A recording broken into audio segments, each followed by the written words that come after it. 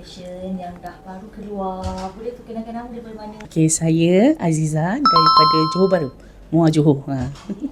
Hai, saya Intan dari Sarawak. Oh, daripada Sarawak jauhnya. Okey, macam mana perasaan lepas discharge?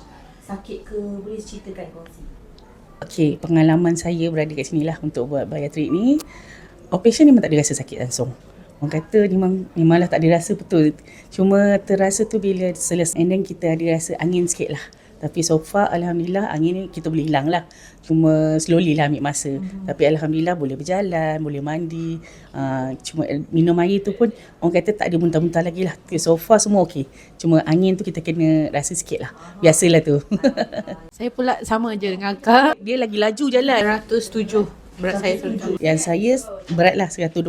Okey, saya join TikTok sis ni memang dah lama. Okey, saya join TikTok sis ni memang dah lama. Saya sebelum buat keputusan pun saya selalu tengok. Saya ni jenis suka research dulu.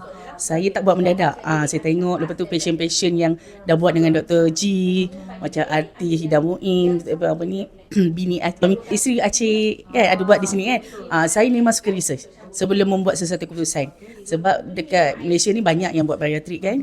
So saya buat keputusan, saya research dan yang terbaru pun saya ada masuk TikTok sis pun tanya apa semua. Tapi Alhamdulillah saya buat keputusan yang masih ambil bersama dengan Dr. G lah. Alhamdulillah. Sebelum ambil apa-apa keputusan kena buat research dulu. Okey, saya memang ada sakit. Saya memang makan ubat darah tinggi dan adalah simptom-simptom kencing manis dan juga kolesterol. Tapi doktor cakap cuba add on dulu. Kalau rasa macam berat badan dah stabil, pergi ambil blood test balik dan testingnya. Untuk test sama ada ubat tu boleh stop adalah. So kita cuba insya-Allah kalau kata rezeki tu kalau berjaya kita nak buanglah ubat-ubat tu kan, betul tak? InsyaAllah doakan saya. Saya pula tak ada apa-apa sakit. Cuma nak mengelakkan daripada sakit. Nanti kalau dah terlalu gemuk nanti takut sakit lutut. Tak nak sakit belakang. Amin, amin, amin ya Rabbal Alamin. Ya boleh betul insya-Allah. Okey. Bye.